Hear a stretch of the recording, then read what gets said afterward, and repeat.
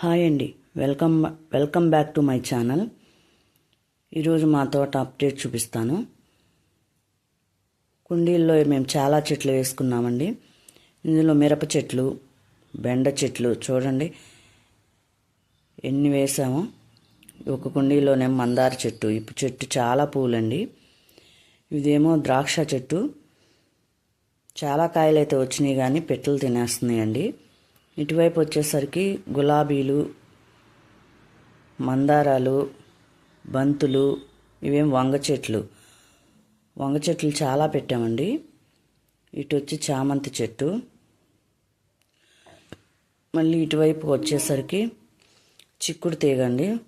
ఒక డబ్బాలో చిక్కుడు తీగ పెట్టాము, అది బాగా అల్లుకుంది, పూత పిందె బాగా వస్తుంది.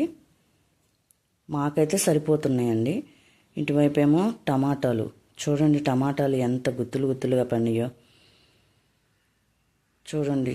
చాలా అయితే పండి కానీ కాయ సైజు అయితే బాగా రావడం లేదండి. సైజు పెరగడానికి ఏం వేయాలో మీకు ఏమైనా తెలిస్తే చెప్పండి. ఇదేమో దానిమ్మ చెట్టు. మళ్ళీ ఇక్కడ మిర్చి వేసాము.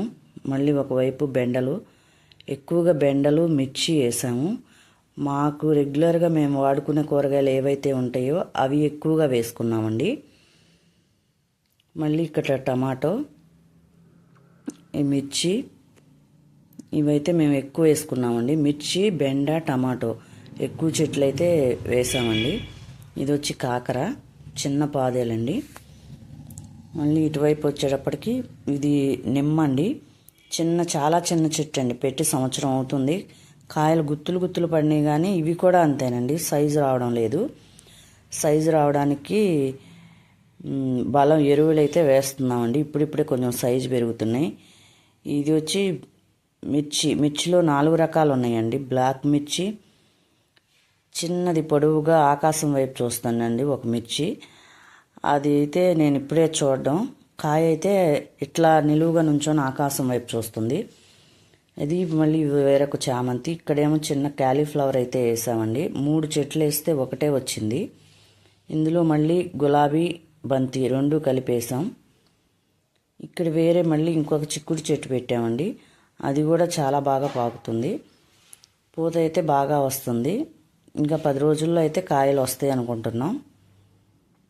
మళ్ళీ ఇటువైపుకి వస్తే మళ్ళీ అక్కడ కూడా మిర్చి వేసామండి. మిర్చి అయితే చాలా బాగా వస్తుంది. మా ఇంటికైతే సరిపోతుంది. మళ్ళీ ఇక్కడ చామంతులు అయితే వేసామండి. మీకు కనుక మా వీడియో నచ్చినట్లయితే లైక్, షేర్, సబ్స్క్రైబ్ ప్లీజ్.